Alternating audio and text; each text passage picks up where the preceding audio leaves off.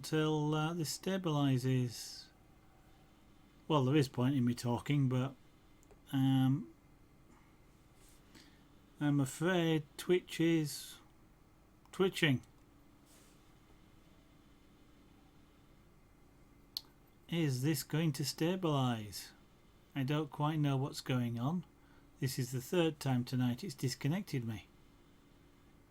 This time, however, I started dropping frames. I think something's going on at the Twitch end. It usually is.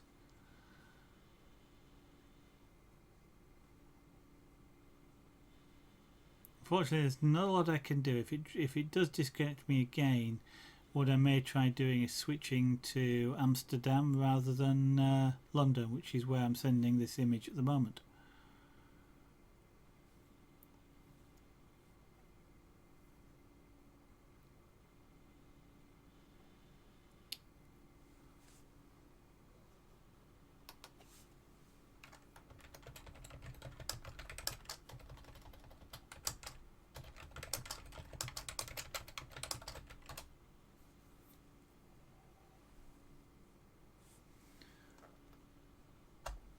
Right, we'll carry on for a little bit.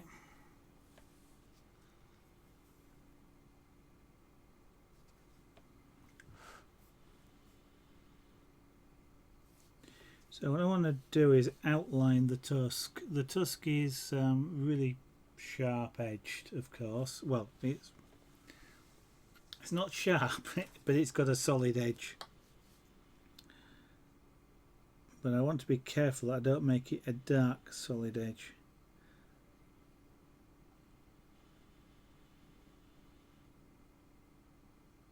I don't want to sort of draw around it with a dark pencil, for example, because I don't actually know what colour this is going to be. That edge there is dark, it's black. Around here though,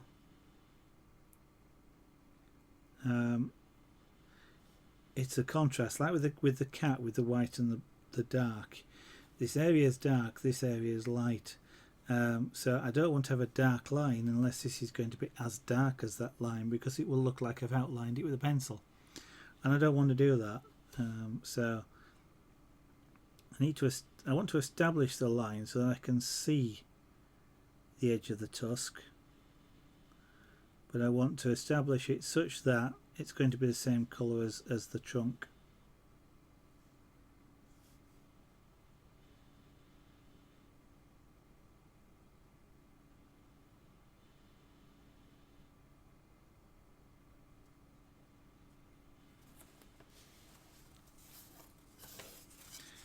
So I apologise everybody about you seeing me go offline. I don't know what that was. Twitch just decided it wasn't going to talk to me, disconnected me twice, started not accepting frames from me, and then disconnected me again.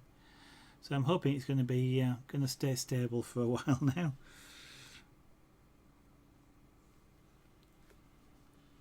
Yeah, it's got a curve there. So I'm just applying an outline around the tusk.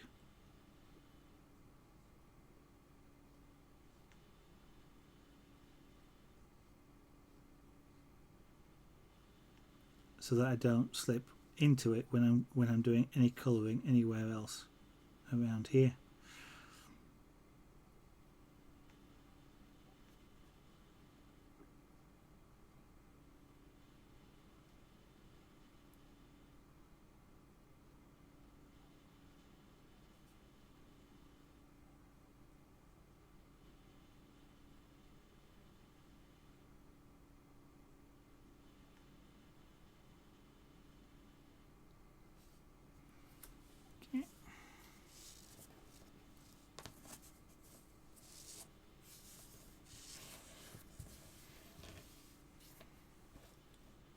So now I can see the edge of the tusk, so that when I'm colouring the trunk, as I say, I don't go into that, and I can colour that separately.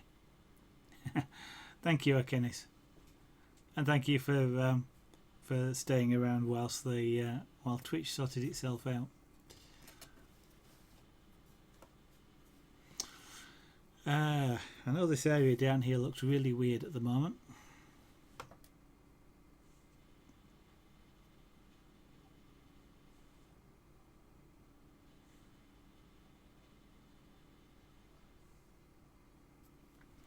So what we're going to do is see if I can just make that look a little bit less weird.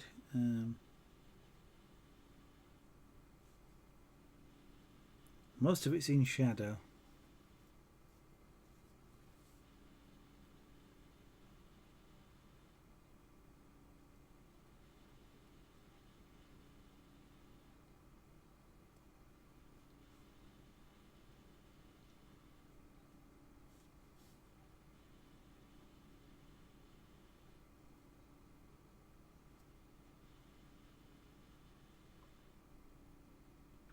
By the way, I'll show you the main reference picture that I'm using for the elephant. This is the main one, so this is what it's based off of. That's what I'm mainly referring to. So I'm looking at doing something similar to that, not copying it in 100% detail. It is just my interpretation of it, but that's the main outline and my help in terms of where the shadows lie. And the sort of colour range that's in use. So I'm working from that, but I do have others here. So I've got... Did that just disconnect again?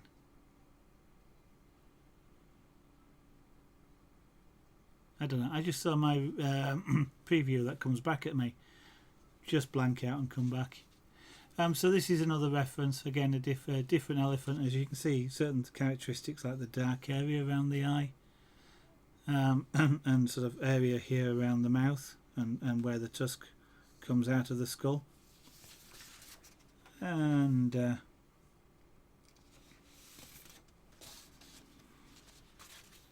more face-on view of an elephant.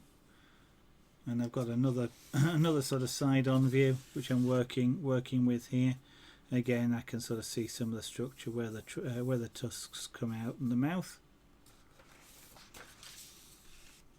And again, another one here. This is just a small version of the larger one you saw earlier. But again, you can sort of see where the tusks come and sort of the areas around the eye, which always seem to be darker. So I'm working with that. So that's... If you see me looking off to one side, these are what I'm looking at to help me just judge where everything is going to be.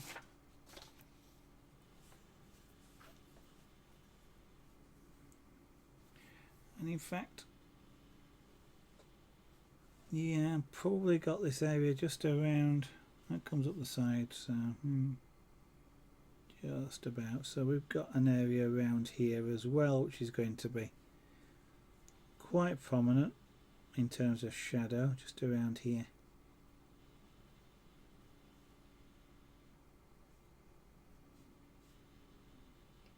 Which sort of joins up around there. So that's kind of like the side, the side of the eye socket around here. And this then is in shadow.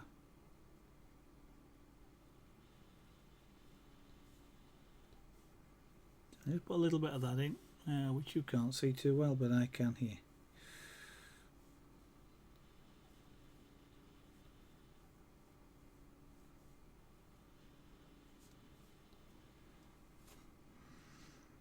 He looks like some sort of clown mouth at the moment, does this? But we'll deal with that in time.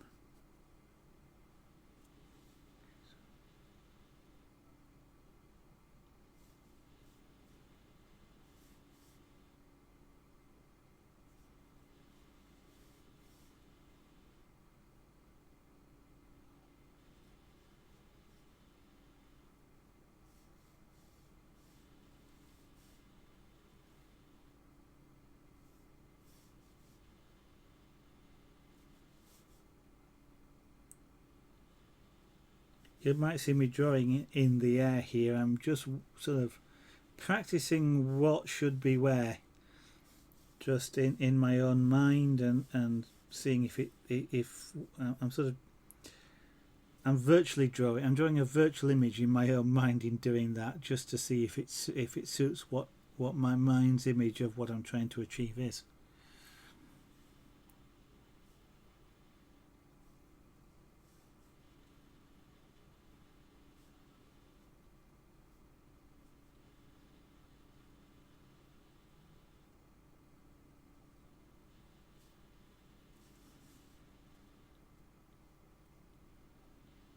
So the tusk here goes inside the skin, and it actually joins the skull somewhere around this position here, just sort of fairly close under the eye really, and it comes down, breaks out the skin there, and comes around and curves over the top.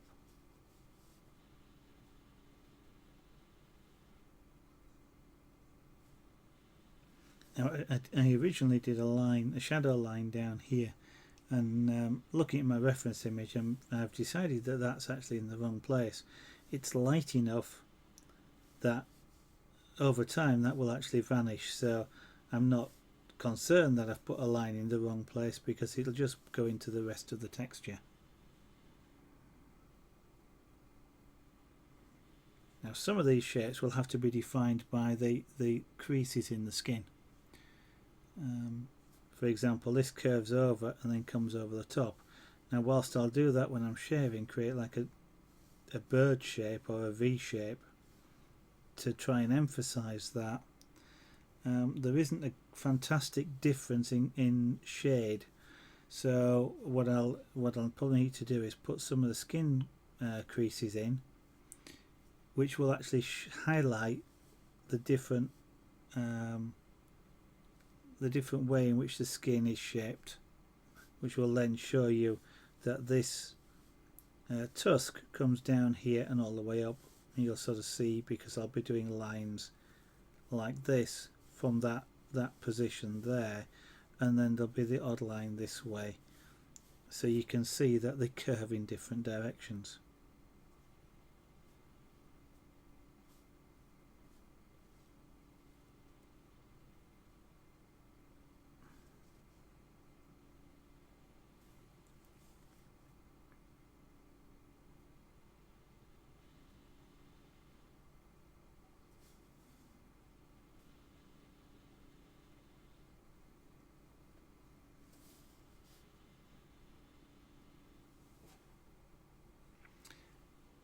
That's his lower lip, so that doesn't look like that. Let's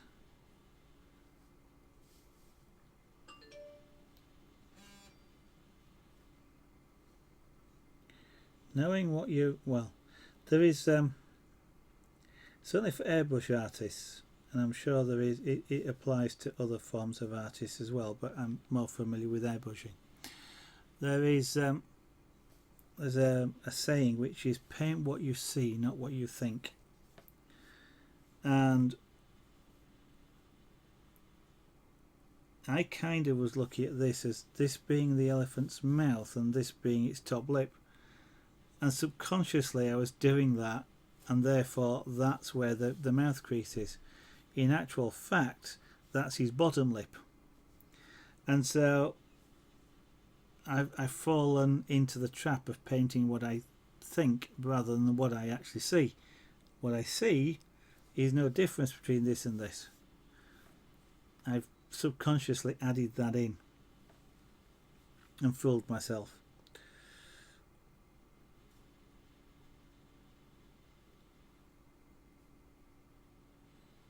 So I'm just going to sort of hide that line a little bit, just to make it a little bit less obvious to me. And in actual fact, painting what I see is a dark shadow underneath this tusk. So when I was talking about the sharp edges, I've kind of got a sharp edge around here.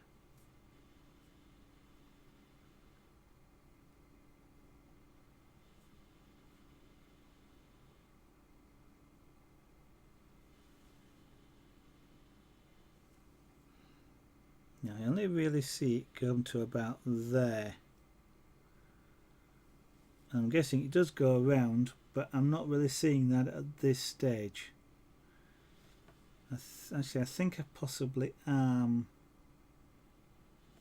I'm seeing because then this is the bottom lip, that's the trunk, and I can see this is behind that, and the way I can see that is it's darker.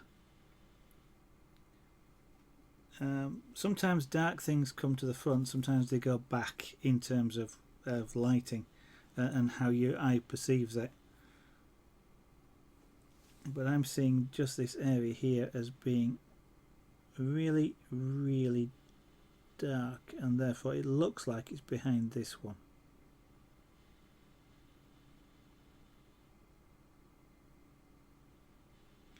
So I'm just going to see if I can put it in. Now I'm getting this to go really dark. I don't want to carbonize the wood, because that doesn't look really good. But I do want to have something just dark there. Really subtle difference, so I'm just going to make sure I don't have too much of a contrast.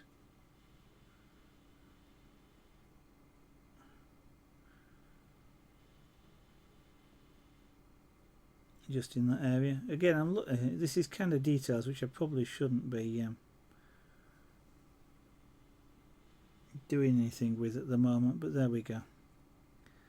And I've made that a bit too long, so I've made that dark area a bit too long, so I'm actually going to just extend his bottom lip a little bit.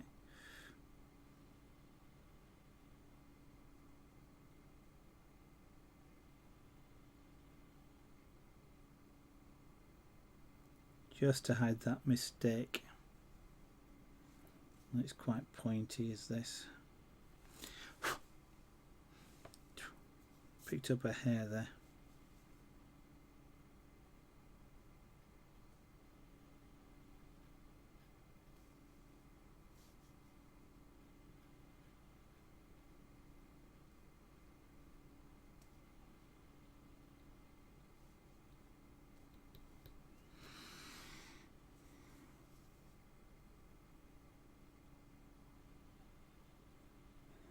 To apply a bit more colour just around there. Sorry, I was working a little bit off screen there.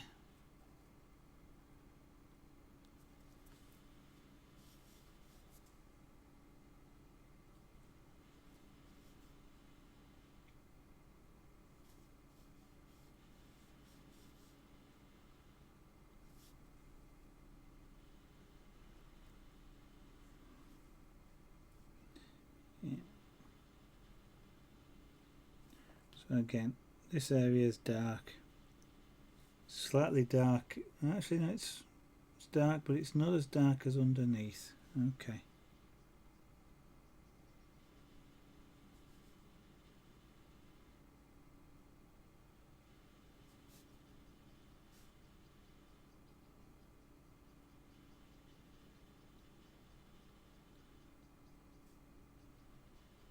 These aren't by any means the final colours or final shades. We will be going back over and over and over this.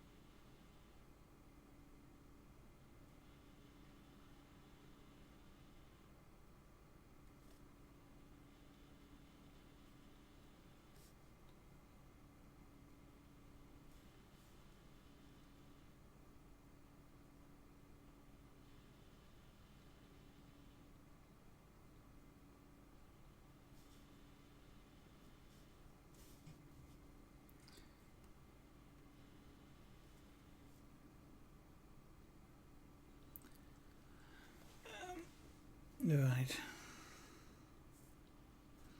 Okay. Well, guys, it's actually 10:05 now here in the UK. I haven't had anything to eat yet tonight, at least it's lunchtime.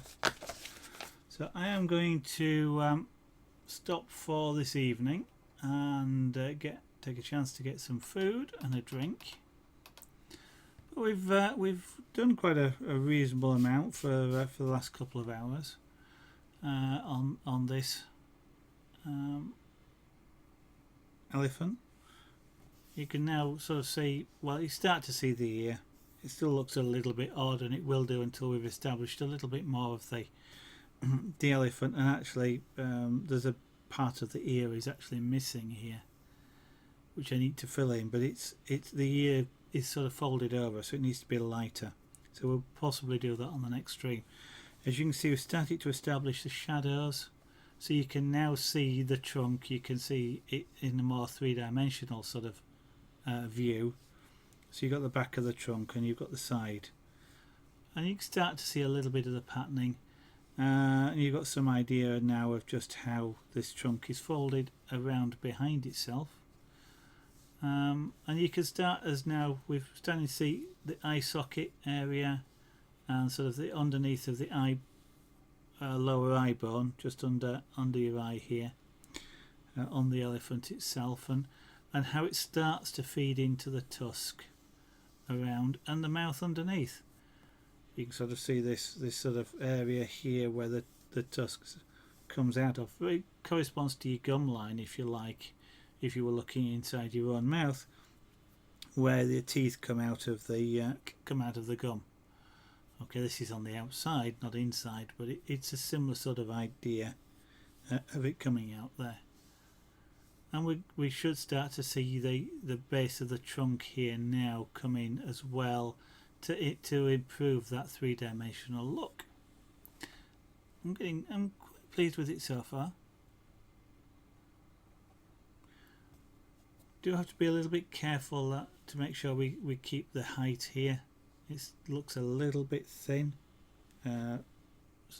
top to bottom. Some of that will come in as we add some more shading around under here as well, because at the moment it kind of looks a bit like a cardboard cutout. And I guess if you see it in relation to the whole image as well, it looks a bit bigger when you step back a little bit. Anyway, guys, I'm going to do my usual advert, which is to remind anybody who's watching that would like to see me again. I'd appreciate you following me. Doing so, of course, in theory means that Twitch will tell you when I go live. Doesn't always, also I'm told. You can follow me on Twitter, and a tweet does go out when I go live, and I understand that's a little bit, in fact, a lot more reliable. You don't need to be worried about getting to find out what half my sandwich is. I don't tell you. About the only tweet that goes out is stream related. So you're relatively safe following me on Twitter. But if you just want to try and catch me tomorrow, we'll be on tomorrow night from 2000 hours UK time, 1900 hours GMT. Or if you really don't feel like asking asking Google what time that is in your local time zone, take a look at the clock. Subtract roughly 2 hours from it. Now it's 2 hours and 5 minutes. That's 8 o'clock in the UK, and that'll be that time tomorrow night, and most nights as well, except whenever some sort of personal event going on that stops me from streaming. But but most nights I can be found here on on Twitch. God blimey, I could do with some food. I might start talking sense. So everybody, thank you very much for watching this evening. It has been fun having you around and letting you see me do my art. So thank you, and I'll hope to see you on a future stream. Bye bye.